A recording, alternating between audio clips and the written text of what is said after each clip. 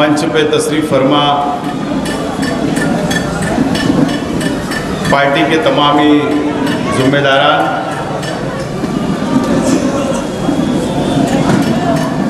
और इस मीटिंग के अंदर तशरीफ़ फरमा तमामी बुज़ुर्ग हज़रात, नौजवान साथी और हमारे मीडिया के तमामी साथी, दोस्तों और साथियों, सबसे पहले मैं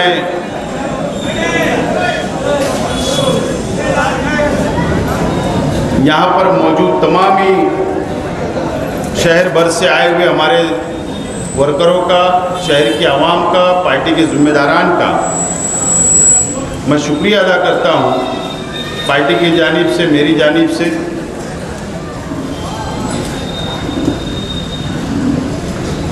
पार्लियामेंट का इलेक्शन खत्म हुआ और महाराष्ट्र के असेंबली इलेक्शन की शुरुआत अनकरीब हो चुकी है। पूरे महाराष्ट्र में अलग अलग सियासी पार्टियां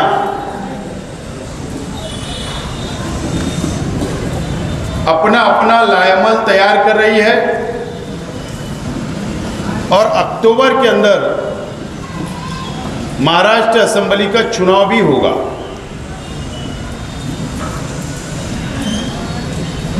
और मालेगांव शहर सियासी तौर पर बहुत बेदार शहर है। 5 साल यहाँ पर सियासी बातें, सियासी तबसरा, सियासी जलसे, मीटिंगें हुआ करती है। और मैं तो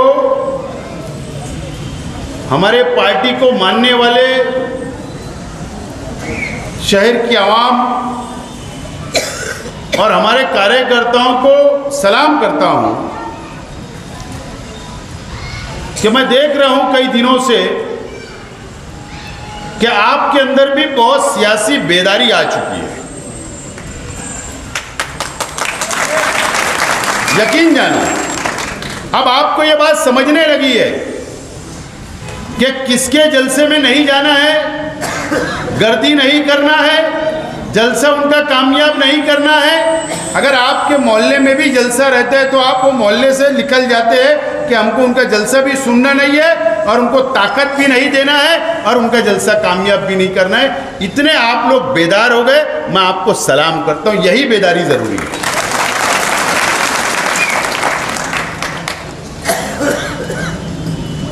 और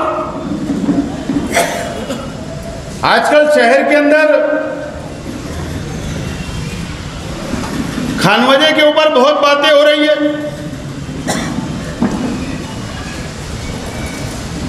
माफ करना है, मीडिया के साथियों से कहना चाहता हूं कि शेख रशीद खानवजे के ऊपर मीडिया ट्रायल भी किया गया। कुछ चैनल वालों ने, कुछ अखबार वालों ने हमारे ऊपर ट्रायल किया गया, लेकिन हम तो वो लोग हैं कि 1999 के अंदर डिसिप्लिन और अवामी आवाज से तो नहीं डरे, तो बाकी ऐसे कुछ चंद मीडिया वालों से भी डरे। माफी के साथ बोल रहा हूं। 1999 के अंदर भी हमने देखा, तो उस वक्त भी हम नहीं डरे, शेख रशीद साहब नहीं डरे और 2 मर्तबा एमएलए बने। मुझे तो 1999 का दौर याद आ रहा है कि यह दोबारा रिपीट होने वाला है 2024 के अंदर। वो दौर मुझे नजर आ रहा है। मैं आज तमाम ही हमारे साथियों से कहना चाहूंगा कि आप लोग असेंबली की तैयारी के लिए आज से, अभी से अपने वार्ड में, अपनी गली के अंदर, अपने चौराहा के ऊपर कमर बांध लो, कमर कस लो और मैदान में उतर जाओ। और इंशाल्लाह अगर आप लोगों ने हमारा साथ दे दिया तो मैं यकीन से कहता हूं असेंबली की सीट हमारी होगी, एमएलए आपका अपना होगा।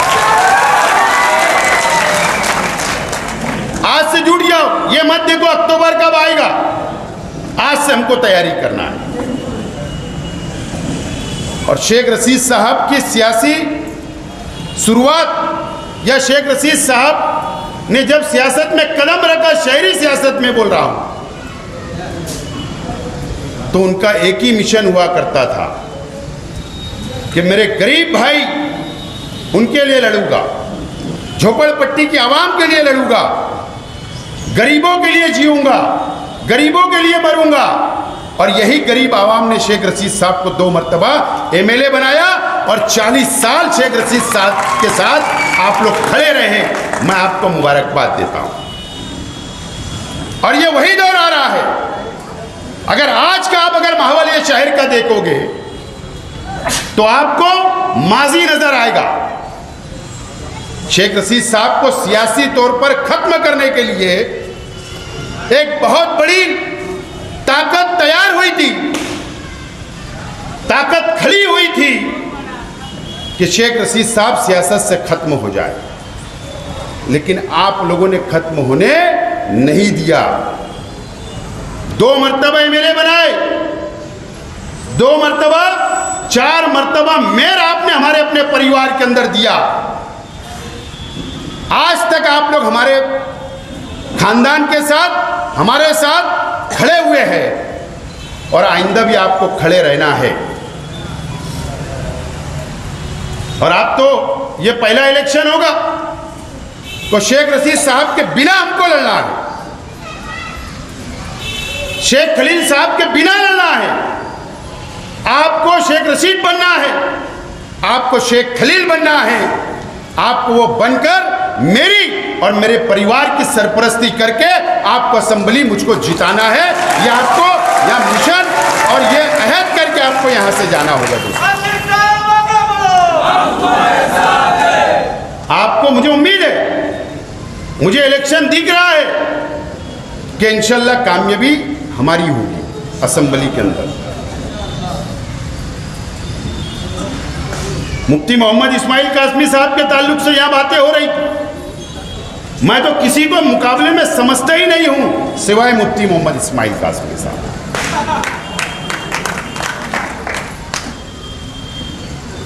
मुकाबले में नहीं समझता हूं, लेकिन मैं ये शहर के आवाम से सवाल करना चाहता हूं। क्या आपने मुफ्ती मोहम्मद इस्माइल कासमी साहब को चुन कर दिया और लाख वोट के ज्यादा आपने उनको चुन कर दिया? शहर के अवाम ने उनको 1 लाख से ज्यादा वोट दी। 5 साल हो रहा है उनको, अक्टूबर में 5 साल हो जाएगा। क्या शहर के अवाम अब वक्त नहीं आया कि उनके बारे में सोचना चाहिए? क्या 5 साल के अंदर उन्होंने शहर को क्या दिया, शहर के बुनकरों को क्या दिया, शहर के आवाम को उन्होंने क्या दिया? महाराष्ट्र असेंबली के अंदर उन्होंने कौन से नुमाइंदगी की? क्या बुनकरों को मिला? बुनकर भाइयों से भी मेरा सवाल है। सिर्फ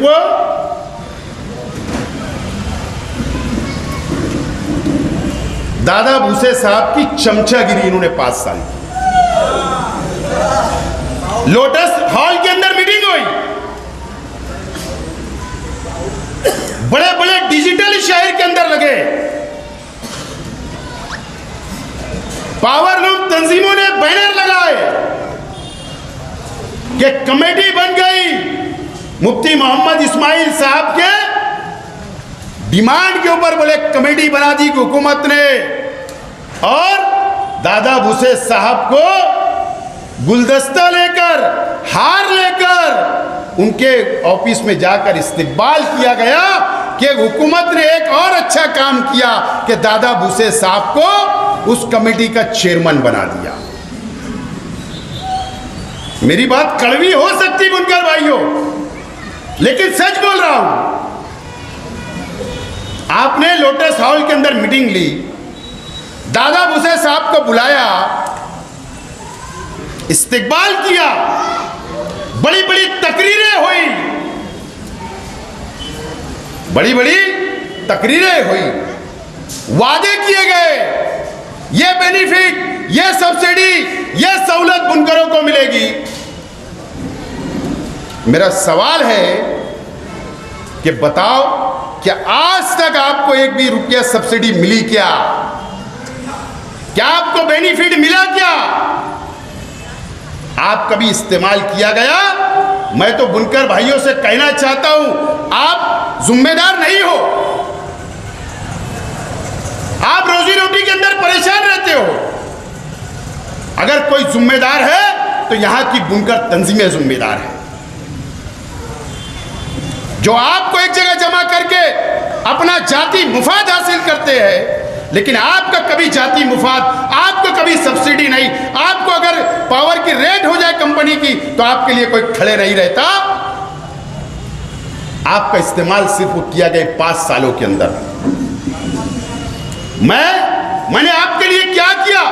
आज मुझे माजी में नहीं जाना है, शहर जानता है, लेकिन तुमको 5 साल क्या मिला ये तुमको अब सोचना है। मुफ्ती मोहम्मद इस्माइल कासमी साहब, आप मजहबी शख्सियत हो, सिर्फ क्या करते हैं पता है? हमारे मस्जिद के पेश इमाम, मस्जिद के मौज़िन, मदरसे के अंदर जो हाफिज है, इनको रमजान महीने में बुला के 200-200 रुपये का झुब्बा दे देते हैं, 50 रुपये तिवारी दे देते हैं। हो गई नुमाइंदगी। ये उनकी इज्जत है, ये हमारे उलमाओं की इज्जत है, ये हमारे मौज़िन की इज्जत है। आपने एक मर्तबा भी असेंबली के अंदर कहा क्या माइनॉरिटी डिपार्टमेंट से उनको बेनिफिट मिलना चाहिए? कभी नहीं आपने उनके लिए आवाज उठाई। आप महाराष्ट्र के मदरसा बोर्ड के सदर हो, आपने महाराष्ट्र असेंबली के अंदर कौन से मदरसे के लिए आवाज उठाई? आप बताइए मुझको, कौन से मस्जिद के लिए आवाज उठाई? आपने कोई आवाज नहीं उठाई। आपने कब मुसलमानों के लिए रिजर्वेशन मिलना चाहिए, माइनॉरिटी फंड को बढ़ा के मिलना चाहिए, आपने कोई आवाज नहीं उठाई। यह शहर के अंदर बिल्कुल आप नाकाम हो चुके हो। मैं तो समझ रहा था कि आपको पिछले 5 साल का और यह 5 साल का तजुर्बा हो गया होगा, लेकिन आज आप अभी भी मार्केट के ऊपर, चौराहों के ऊपर रोकड़ा बाजार में खड़े हो। रोकड़ा बाजार में आज आप भी खड़े हो, जो चाहे सौदा कर ले, आपकी बोली लगा दे। राज्यसभा का कितना लोगे? इतना लूंगा, ओवर आए होटल के अंदर रूम बुक, सौदा हो गया। क्या मिला कौम को, क्या मिला शहर को? एमएलसी के अंदर कितना मिलेगा? आपका सौदा हो जाता। कभी गैर हाजिर रहने का सौदा हो जाता, कभी स्पीकर के चुनाव में गैर हाजिर रहने का सौदा हो जाता, आपकी बोली लग जाती। आप ऐसे एमएलए साबित हो कि आप रोकड़ा बाजार के अंदर आपको जो चाहे खरीद सकता है। सिर्फ 5 साल ये शहर को ये मिला। लेकिन मुफ्ती मोहम्मद इस्माइल कासमी साहब, क्या वजह थी? आपका तो अल्लामा इकबाल पुल के पास तो इस्तिकबाल हुआ करता था जब आप हज से आते थे, मक्का से आते थे, हज करके आते थे। ये साल तो देखने में नहीं मिला। क्या वजह थी पता है आपको? क्योंकि असेंबली का इलेक्शन आ रहा है। नमाज पढ़ाना थी आपको ईदगाह पर, आपको वहां सियासी बातें करना थी। मुसलमान नमाज पढ़ने के लिए ईदगाह के ऊपर इसके लिए नहीं जाता कि आपकी सियासी बात हो। आपने मुझे बताओ कि बकरीद थी, हज के क्या फराइज होते हैं वो बताएं कि आपने बयान किए। कुर्बानी के क्या फराइज है कि आपने वो बताया क्या? आपने ओट जिहाद, लहो जिहाद, लैंड जिहाद, मैंने इतनी ओट दिला दिया। अरे ये कोई जगह है? आपको सियासी तकरीर करना थी, इसके लिए अभी इस मर्तबा हज पे नहीं गए क्योंकि असेंबली का इलेक्शन आ रहा है। आपका शहर में रहकर फायदा क्या? मुझे बताइए, ये शहर के आवाम से पूछना चाहता हूं। इन 5 सालों के अंदर यह साल ऐसा था कि सबसे ज्यादा जानवर पकड़े गए कि नहीं पकड़े गए? मेरा सवाल है शहर के आवाम से। आपके घरों से जानवर खोले गए कि नहीं? आप अपने मकान के ऊपर लेकर जा रहे थे, पुलिस ने पकड़ी या नहीं पकड़ी? रेड हुई या नहीं हुई? इसके जिम्मेदार कौन है? मार्केट के अंदर क्या हुआ? आप गए क्या एक भी मर्तबा? आप पुलिस के पास जाकर बैठे क्या? आपने कोई आवाज नहीं उठाई। इसको नुमाइंदगी बोलते हैं। क्या फायदा? आप मुकम्मल तौर पर नाकाम हो चुके हो। इसका जवाब ये शहर के अवाम ने उनसे पूछना चाहिए। जिन लोगों ने उनको वोट दिया, आप लोगों को उनसे जवाब पूछना चाहिए।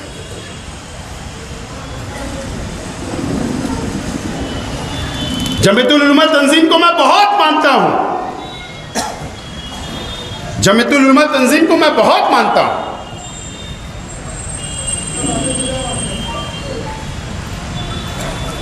मैं भी उसका एक मेंबर रहा हूं। मैं भी जब दिल्ली जाता हूं तो जमीयत के दफ्तर में जाता हूं, वहां पर उनसे जिम्मेदारान से मुलाकात करता हूं। आज भी वहां की मस्जिद में नमाज भी अदा करता हूं। और यह तो बोलने की जरूरत ही नहीं है, मुझे सबूत देने की जरूरत नहीं है।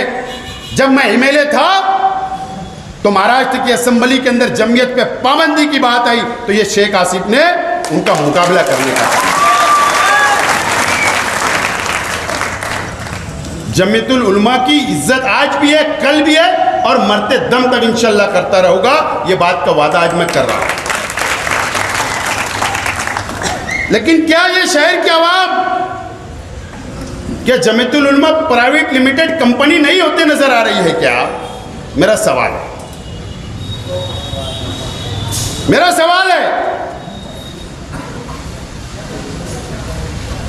मस्जिदों में अगर जमीयत की तरफ से कोई लेटर आता कि कई रियासतों के अंदर सैलाब आ गया, कई घर जल गए, कई मदद करने की बात आती तो जमीयत का लेटर आता, जमीयत के लोग आते, मस्जिद के बाहर खड़े रहते, इमाम साहब ऐलान करते, तो मस्जिद के अंदर नमाज अदा करने वाला ये शख्स ये नहीं देखता कि मैं मुफ्ती इस्माइल साहब को मैंने वोट नहीं दिया, मैंने शेख आसिफ को वोट दिया, लेकिन वो अपनी जेब में हाथ डालता, पैसा दे देता है, वो कौम के लिए देता है, आपको देखकर नहीं देता। मुझे पता है कल तो मुजम्मत होंगी, होने दो, डरना सिर्फ अल्लाह से। हजरत उमर रजी अल्लाह ताला अन्हु से वो साबित है वक्त के, उनसे भी सवाल किया गया, गलत बोल रहा हूं क्या? उनसे भी सवाल किया गया, आप जमीयतुल उलमा के अंदर बैठकर अगर किसी 4 घर जल जाते, उसका अगर आप तामीर करते तो वहां पर यह न्यूज चलाते आप मीडिया के अंदर कि मुफ्ती मोहम्मद इस्माइल की एक बड़ा कारनामा के घर बना के दे दिए गए। आपके घर आपके जेब से दिया, मालिक सेठ आपके जेब से दिए, मक्की सेठ आपके जेब से दिए। ये शहर से जमा हुआ किया पैसा है, ये कौम की अमानत है जो आप देते हो, आपके जेब से नहीं देते।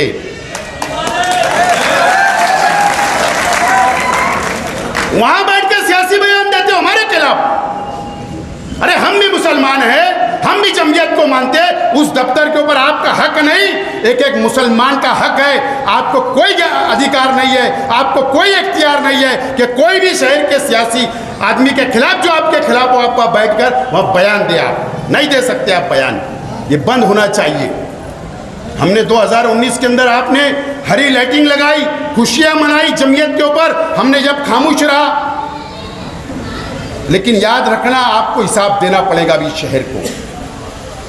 आप अगर दबाने की कोशिश करोगे मजहब के नाम पर तो ये बर्दाश्त मैं तो नहीं करूंगा। और मैं अल्लाह से डरता हूं, बंदे से डरता उड़ता नहीं हूं। अभी कौन आया वहीं बैठकर बयान दे दिए। ये शरद पवार साहब के बहुत खास थे, ना जाने ये क्यों आया। आप समझ जाओ असेंबली का इलेक्शन आ रहा। अजीब बात। फिर आज के मैंने पेपर पढ़ा, सामनामा अभी का आज का, बोले मैं एमएलए हूं मजलिस का, एमएलए से ही मजलिस से ही उम्मीदवारी करूंगा। आप ये शहर को अपने लेटर हेड के ऊपर दस्तखत करके दे दो प्रेस वालों को, शहर को बता दो आज जो आपने बात कही उससे पलटना मत, पलटना मत, पलटना मत। मैं तो बोलेंगे यार वो कांग्रेस वाले तो फोन कर रहे, कांग्रेस वाले तो बिस्सी भी देने बोल रहे, फिर उधर चले जाए।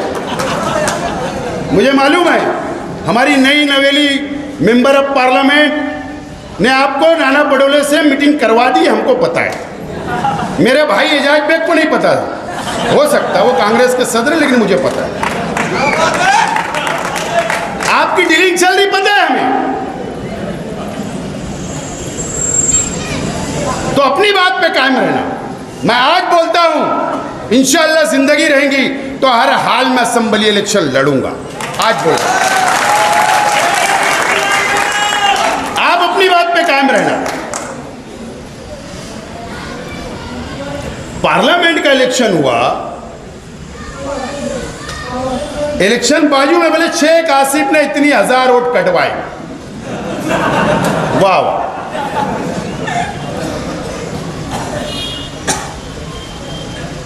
मुफ्ती साहब ईमानदाराना और अल्लाह पर ईमान रखकर इज्जत और जिल्लत अल्लाह देता है। डबल और टिबल वोट नहीं इज्जत जिल्लत देती है। और शेख आसिफ आज दोबारा बोल रहा है कि जिसकी एक वोट रहेंगी मैं उसके साथ हूं। अगर आप बोगसगिरी करोगे, आप बोगस करेंगे, 2 वोट 4 वोट 10 वोट 20 वोट बढ़ाओगे तो मैं आज भी खिलाफ हूं, कल भी खिलाफ रहूंगा। आपको जितना चिल्लाना है चिल्लाते हैं और तुम्हारे लिए मैं कुर्बान हो जाऊं। तुम्हारे लिए डबल वोट को मैं कोई मुखालफत नहीं करूं, टिबल वोट की मुखालफत नहीं करूं। तुम 55 वोट बढ़ा लो, तुम 13 वोट बढ़ा लो, तुम्हारे लड़के के अब्दुल्ला की 3 वोट बढ़ा लो और कुर्बान मैं हो जाऊं। यानी मुखालफत नहीं करूं, इसका मतलब मैं कुर्बान हो जाऊं। तुम बोगसगिरी करेंगे, तुम झूठ का सहारा लेकर बोगसगिरी करके असेंबली पहले जीत गए, अब इंशाल्लाह आपको जीतने नहीं दूंगा, इंशाल्लाह। आज ही मैंने अभी आज व्हाट्सएप पे आएगा 4 सेंटर बनाया हूं जो 18 साल के हो गए, जिनकी एक वोट थी वो अगर कटी होगी, आइए हमारी ऑफिस में मैं बढ़ा के देता हूं। लेकिन 2 वोट 4 वोट 10 वोट इसकी मुखालफत कल भी किया, आज भी करूं और आइंदा भी करूंगा। आप ही को क्यों इतनी लगती है, ये मेरे वोटरों को क्यों नहीं लगती, आवाम से क्यों आवाज नहीं निकल रही? क्योंकि वोट आपने बोगसगिरी किया था, आपने वोट कट गई तो अब तकलीफ हो रही, क्योंकि इलेक्शन दिख रहा है ना सामने, फिर मैदान घोड़ा सामने रहेगा तो आपको तकलीफ इसलिए हो रही है। और एनआरसी से मुसलमानों को डराओ मत। वो फलस्तीन के मुसलमानों के अंदर जितनी ताकत अल्लाह ने दी है ना, तो हम भी उनके भाई हैं, हम भी उनके भाई हैं। उतनी ताकत अल्लाह ताला ने हमें भी दी है फिरका परस्तों से लड़ने की। आप क्या एनआरसी से डराते हो? अल्लाह ने जिंदगी एक दुनिया में अल्लाह ने पैदा किया, वापस बुलाए। अल्लाह ताला जब वक्त लिखा रहेगा, जाना है सबको। क्या मोदी और शाह से डराते हो, क्या एनआरसी से डराते हो? बंद करो झांसा देना, ये शहर ने आपको समझ लिया है, ये सब बंद होना चाहिए। आप ये मत समझो कि शेख रशीद साहब इंतकाल कर गए। अरे हमको शेख रशीद साहब ने तमामी सलाहियत और हमारे अंदर पूरी सलाहियत देखा जब शेख रशीद साहब ने उतारा, हमारे वर्करों को तैयार करके गए। शेख रशीद साहब उनकी यादों के सारे, उनके काम के सारे, उनकी सोच के सारे हमारे अंदर बहुत हौसला, बहुत हिम्मत अल्लाह ने दी है। और हम शेख रशीद साहब के लिए दुआएं करते रहेंगे और इलेक्शन लड़ते रहेंगे और लड़ते रहेंगे। आप सोचेंगे हम डर जाएंगे, छप जाएंगे, ये तुम्हारी भूल है, निकाल दो। ये भूल है, तुम मुफ्ती साहब आप निकाल दो।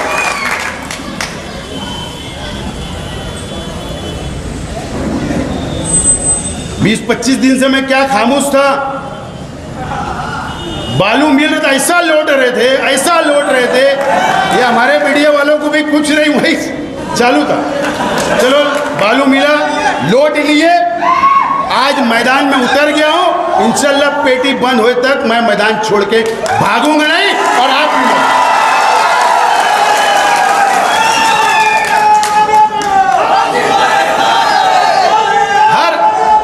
हर इंसान के अंदर, मैं शेख रशीद साहब सियासत में थे, हम 5 भाई हैं,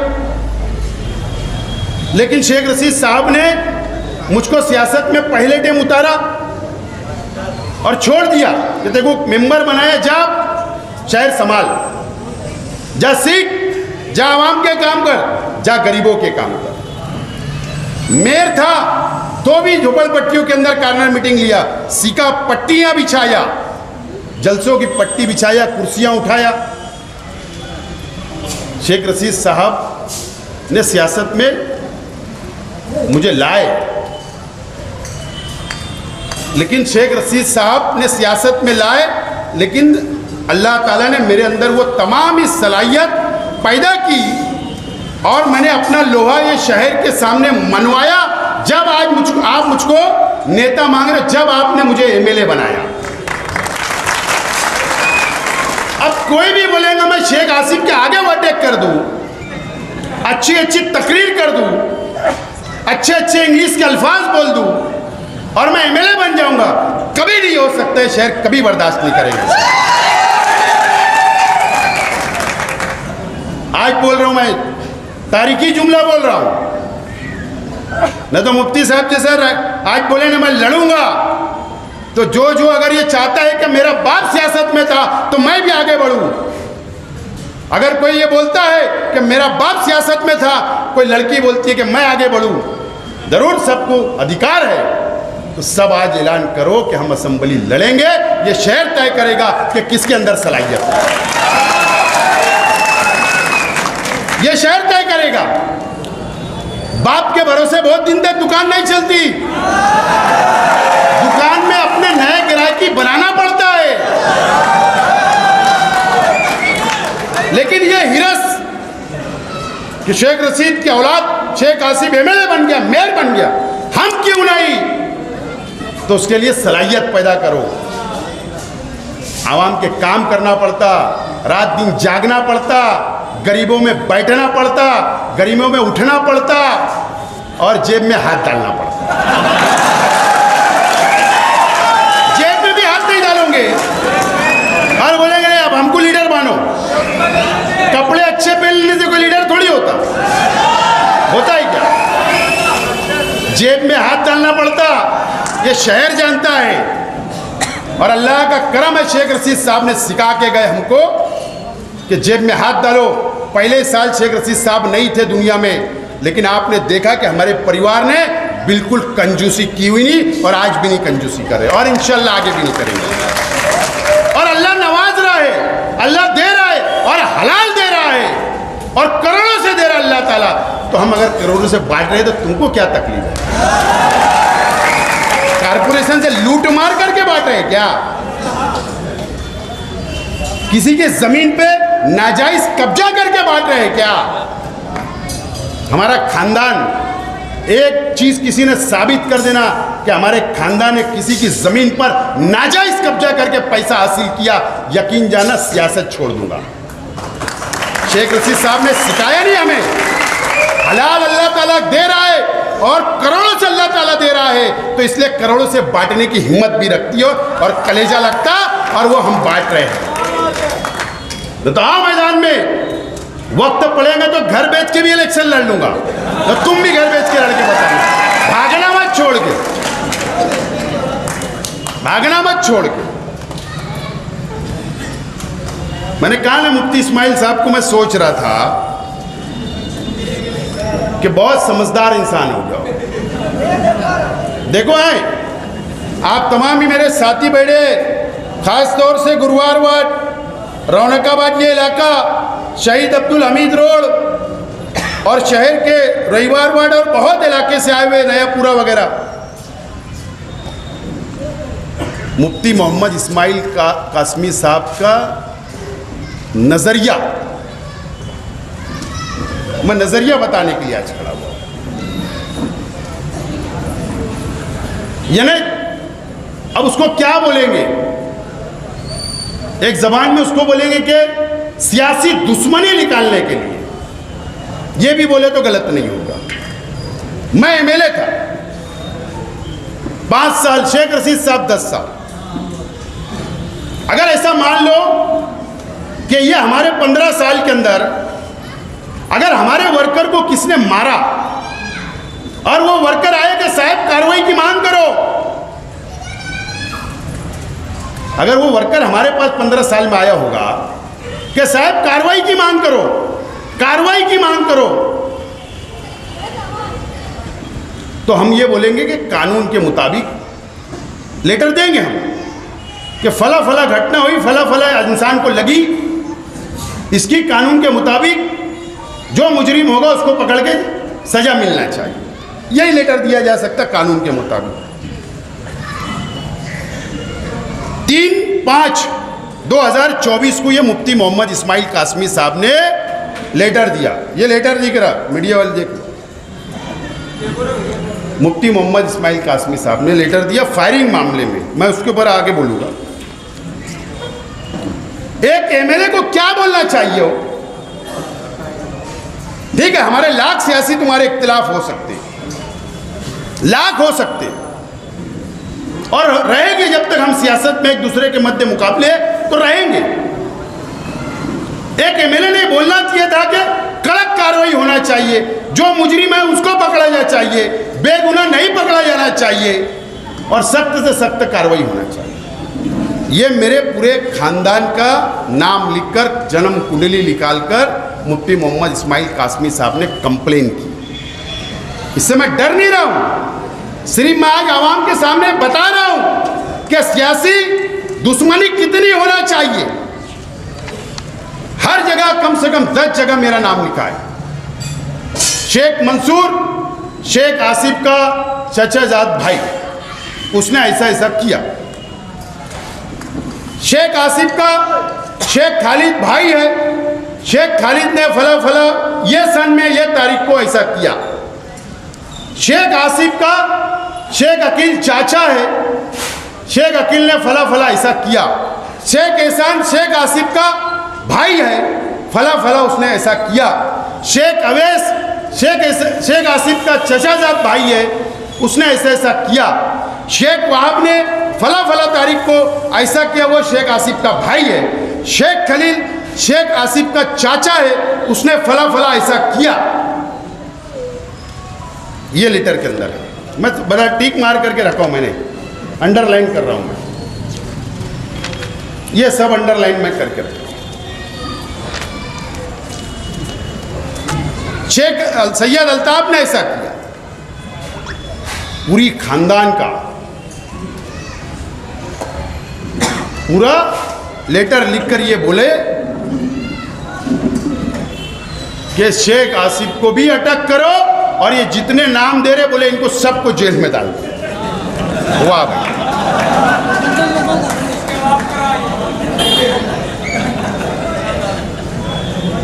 बताओ, ये ज़हनियत और ये सियासी दुश्मनी, ये लेटर से मैं डर नहीं रहा हूं, क्योंकि इन्होंने ये छुपाया मीडिया के अंदर, शामनामा के अंदर भी छुपाया, उर्दू अखबारात में भी छुपा, और ना यूट्यूब चैनल वालों को भी ये नहीं बोला। सिर्फ सीएम मुख्यमंत्री साहब के साथ की तस्वीर, डायरेक्टर जनरल ऑफ पुलिस रेशमी शुक्ला मैडम के साथ में फोटो सिर्फ लगा दिए और बिगर नाम की न्यूज बना के दे दी। मुफ्ती साहब, साबी के मेले हूं मैं, शेख रशीद साहब का लड़का हूं मैं। जिस हाउस में आप बैठ रहे हो ना, तो शेख रशीद साहब 10 साल बैठे वहां, शेख आसिफ 5 साल उस हाउस में बैठा।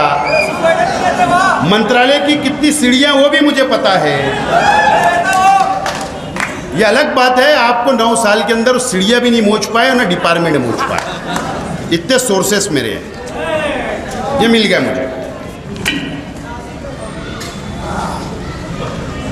मुझे ये बात बोलनी नहीं थी, लेकिन आपको हमारे महाराष्ट्र के लाड़के मुख्यमंत्री शिंदे साहब के बंगले पर किसने लेकर गया और फोटो से वो कौन बाजू में हो गया, वो भी नाम मुझे पता है।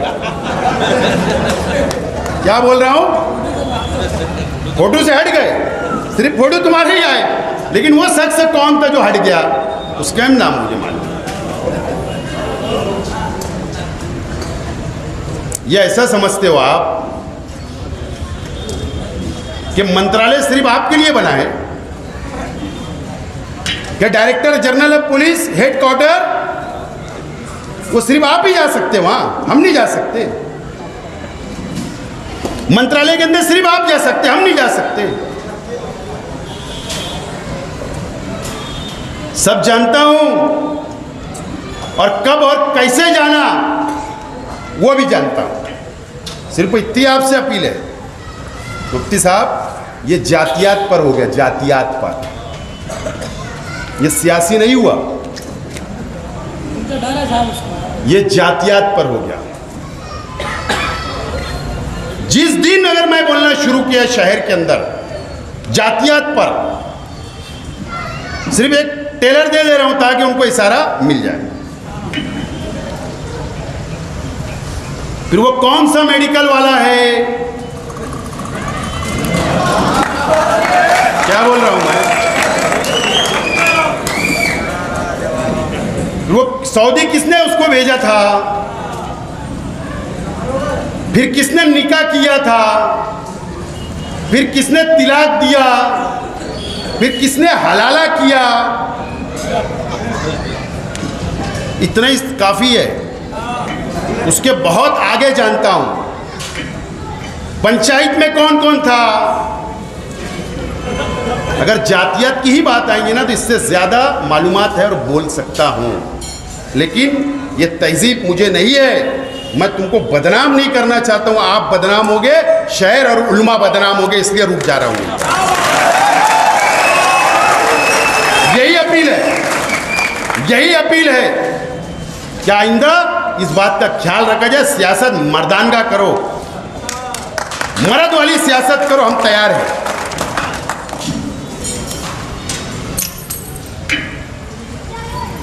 और मैं आप YouTube चैनल वालों से बोलना चाहता हूं, शेख आसिफ का इंटरव्यू लेते ना, तो शेख आसिफ के अंदर गिरेबान के अंदर कितने काले करतूत छुपे हैं, इसकी भी तहकीकात करना थोड़ा सी सीखो। माफी के साथ बोल रहा हूं, मतलब किस शख्स के वजह से 2 लड़कियों का तिलाक हुआ, वो भी शेख आसिफ जानता, वो भी आपके यूट्यूब के ऊपर बैठता है। अगर जातियात पे आ गया तो नाम पता, एड्रेस सब पता है। ये शहर में रहता हूं, पुलिस को इतनी इंफॉर्मेशन नहीं रहती, पहले शेख आसिफ को मिलती है, ये बात बोल रहा हूं मैं।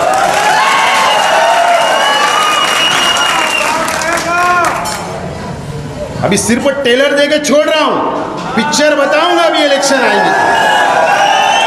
जातियत पे बंद करो, मर्द वाली सियासत करो। अल्लाह का करम है, हमने तो किसी का इस्तेमाल करके उनका घर नहीं खराब किया। तो बताना मेरी कॉलर के ऊपर मैं सियासत में हूं, मेरे से मुकाबला करो। ये मेरी खानदान को क्यों लपेटते हो? तैयार है तुम्हारे हर मुकाबला करने के लिए। किरदार के ऊपर कोई बोल नहीं सकता। हमारी खुली किताब है। शेख रशीद साहब भी बोला करते थे हमारी खुली किताब है, और मैं भी बोल रहा हूं हमारी खुली किताब है। उसके बाद ये शहर के अवाम ने 3 मरतबा एमएलए बनाया, तो उन्होंने हमारे अंदर कुछ अच्छाई देखी होगी। जब हमको बनाया, जब हमको लीडर मानते, जब हमको प्यार करते, जब हमारे लिए खड़े रहते। ऐसे नहीं खड़े रहते। ऐसी सलाहियत और ऐसा करना पड़ता है जब आवाम खड़े रहती है। शहर के अंदर फायरिंग हुई, ना मुझे इंक्वायरी के ऊपर कुछ बोलना है और ना पुलिस के ताल्लुक से मुझे कुछ बोलना है। फायरिंग हुई, ऐसा पुलिस बोलती है, ऐसा मीडिया बोलती है।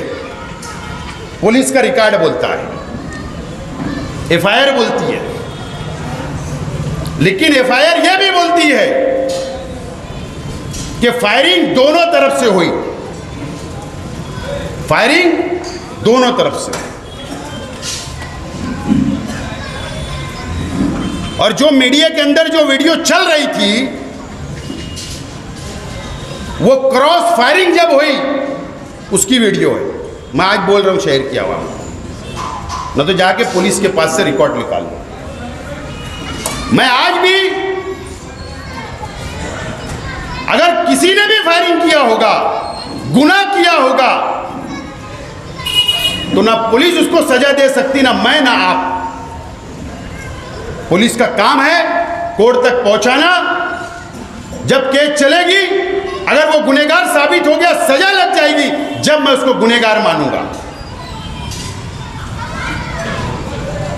जो कार्रवाई होना थी हो गई। पुलिस अपना तपास करे, कार्रवाई करे। लेकिन क्रॉस फायरिंग के अंदर भी पुलिस तपास करे, इंक्वायरी करे, यह पुलिस से सिर्फ रिक्वेस्ट मैं कर रहा हूं।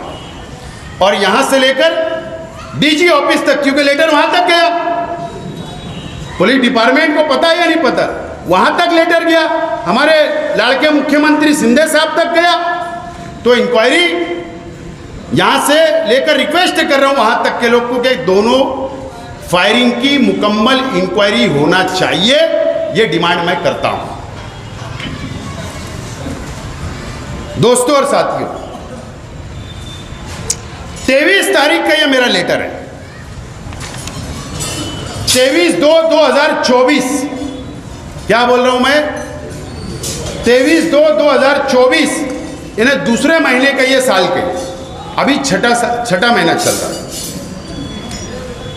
ये लेटर मैंने देवेंद्र जी फडणवीस साहब को लिखा था। मैंने डायरेक्टर जनरल ऑफ पुलिस उनको लिखा था, और नासिक जिला के एसपी साहब को लिखा था, डीवाईएसपी साहब को और एसपी साहब को। ये लेटर मैंने लिखा था, रिकॉर्ड पर ये लेटर है, ये मेरा लेटर है। अखबारात वालों ने न्यूज़ भी छापी थी, अखबारात वालों ने न्यूज़ भी छापी थी। मैंने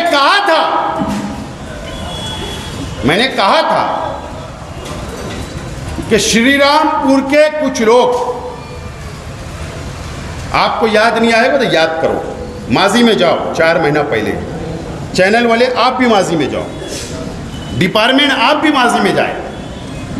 ये लेटर नहीं होगा तो मैं लेटर देने के लिए तैयार हूं, आज भी तैयार हूं। श्रीरामपुर और यूपी के गोरखपुर के कुछ लोग शहर में रुके हुए हैं, उनको गाड़ियां दी जा रही है, उनको शायद यानी कुछ सामान दिया जा रहा है, उनको रहने के लिए जगह दी जा रही है, ऐसा मैंने लिखा था। और वो मेरे परिवार की, हमारे घरों की, मेरे चाचा लोगों के घर की हमारी इंक्वायरी कर रहे हैं, नज़र रखे हुए। और हो सकता है कि शेख रशीद साहब के इंतकाल के बाद सियासत में मैं अकेला हूँ, जो मैं सियासत भी और परिवार भी और वर्करों को भी और शहर भी संभाल रहा हूँ। तो हो सकता है कि मेरा कुछ मुझ पर हल्ला हो जाए, इसके लिए प्लानिंग हो सकती है। इसके लिए पुलिस ने इसकी इंक्वायरी करना। एक ये लेटर दिया था और दूसरा लेटर दिया था इसके साथ में कि मुझको पुलिस प्रोटेक्शन, यानी बंदोबस्त, मेरे साथ पुलिस सुरक्षा गार्ड दे जाए, मेरे को खतरा है ऐसा मुझे महसूस हो रहा है। ऐसा लेटर मैंने दिया था, ऐसा लेटर मैंने दिया था। अब सवाल ये है कि जो क्रॉस फायरिंग हुई, पुलिस की तहकीक कहां तक पहुंची मुझे नहीं पता, ना मुझे उनके अंदर इंटरफेयर करना है, ना दबाव बनाना है दूसरों की तरह, मुझे नहीं करना। साफ सुथरी तहकीक होना चाहिए। हो सकता है मेरा लेटर झूठा साबित हो, मैं मान सकता हूं। अगर पुलिस बोल दे तो मैं मान लूंगा, लेकिन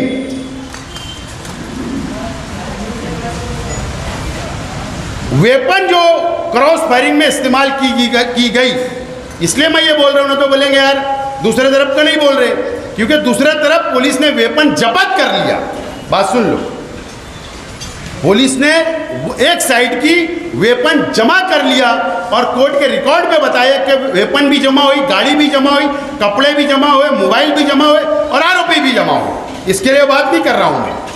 जो क्रॉस फायरिंग में वेपन इस्तेमाल की गई, वो वेपन कहां से आई, नंबर एक। नंबर दो कि वो जो वेपन जो क्रॉस फायरिंग कर रहे थे उसमें मनमाड़ का व्यक्ति था क्या नहीं, ये भी पुलिस तहकीक करे। पुलिस को नहीं जानकारी होगी तो मैं बता सकता। श्रीरामपुर का व्यक्ति उसके अंदर था या नहीं, पुलिस को नहीं मालूमात होंगी तो मैं बता सकता। एक यूपी वाला तो पकड़ा गया, बराबर है ना, एक आरोपी पकड़ा गया, दूसरे की बाहर से जमानत हो गई। मुझे कुछ बोलना नहीं, ये पुलिस, इसकी इंक्वायरी होना चाहिए कि नहीं, ये डिमांड है मेरी पुलिस। और एक अहम डिमांड ये है, मैंने कहा ना कि डायरेक्टर जनरल ऑफ पुलिस का जो कार्यालय है, जो ऑफिस है मुंबई में, तो सिर्फ इनके वास्ते नहीं खुला, मेरे वास्ते भी खुले रहे। मुंबई गया था अभी मैं भी, क्या बोल रहा हूँ, मैं भी बंबई गया था। मैंने अखबार में खबर नहीं छपाई आज के दिन के लिए, मैं भी मिल के आया, सिर्फ मैंने फोटो नहीं खिंचाया। क्या करा, मैं भी मिल के आया। रेशमी शुक्ला का ऑफिस बहुत अच्छा है, मैं गया, वेटिंग में बैठा, टाइम लिया, मुझे मालूम है कैसे टाइम लिया। मैं भी गया और मैंने भी एक लेटर दे के आया हुआ। बात समझ रहे हो, तो फाइल देख रहे थे ना अभी मेरे पास, वही अब फाइल बना लिया मैंने भी। वकील नहीं हूं, लेकिन जितनी भी जानकारी है उतना काम करते रहता हूं। मैंने ये डिमांड किया कि क्रॉस फायरिंग करने वाली जो वेपन थी, मेरा आज भी मानना है वो वेपन नेपाल से आई हुई थी। क्या बोल रहा हूं मैं, आज भी मेरा मानना है, मैंने कहा मैं हो सकता गलत, वो नेपाल से आई हुई थी। ये मामला देश के बाहर का बोल रहा हूं, देश के अंदर का नहीं बोल रहा हूं। नेपाल हमारे देश से हट के नया देश है ना, एक अलग देश है। मैं हिंदुस्तान की बात नहीं कर रहा हूं, नेपाल की बात कर रहा हूं। वहां की हुकूमत अलग, वहां का वजीर आजम अलग, वो देश अलग है। अब पुलिस ये तहकीक करे कि इस 3-4 महीनों में नेपाल का कौन कौन नेपाल के शहर से गया था, कौन कौन नेपाल गया था, और नेपाल में क्या क्या हुआ, ये भी पुलिस तहकीक करे। क्यों नेपाल गए, मेरी तो ये भी मालूम है, तुम्हारे केस हो ना बहुत चलते हैं। क्या बोल रहा हूँ कि सुनो, समझते जुआ खाना जिसको बोलते वो काउंटर वाले ना, घूम क्या बोलते हो कैसीनो, हाँ वो को अपन वहाँ पहुँचे नहीं तो मलाम भी यार। और वो क्लब को क्या बोलते, पॉप, क्या पॉप, पॉप, हाँ। जो मालेगांव के लोग कहते हैं वहां भी गए थे और वहां पर भी पुलिस इंक्वायरी करे कि वहां भी कुछ दीदा हुई थी। क्या बोल रहा हूं, बड़े बड़े बिल्डर रहते, इतना बड़ा जुगाड़ खाना चलाने वालों के पास तो बॉडीगार्ड रहते ही ना, तो वहां क्या हुआ था और ये वेपन वहां से आई, ऐसा मेरा शक है। मैं यहां नहीं बोल रहा हूं, डायरेक्टर जनरल ऑफ पुलिस को मैंने लेटर दिया कि अब इसकी भी इंक्वायरी होना चाहिए।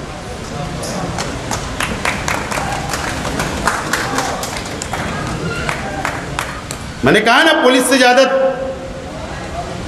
अपने पास रिपोर्ट पहले आ जाती, फास्ट एजेंसी है।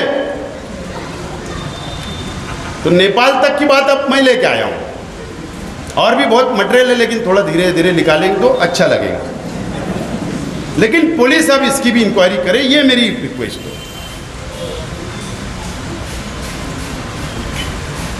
अब आगे कहा जाने वाला वो आगे वक्त तो बताएगा। सब सीढ़ी मुझे मालूम है, वहां तक जाऊंगा, लेकिन अब दूध का दूध और पानी का पानी ये शहर के अंदर हो जाना चाहिए।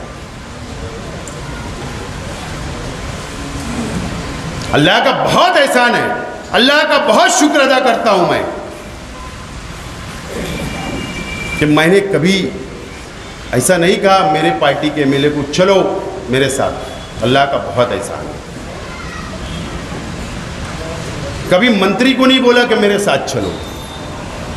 कभी मैंने ये नहीं बोला शरद पवार साहब को, साहब ट्वीट कर दो ना। शरद पवार साहब को मैंने नहीं बोला ट्वीट कर दो ना सीएम को और देवेंद्र फडणवीस को। मैंने कभी खासदार की मदद नहीं ली,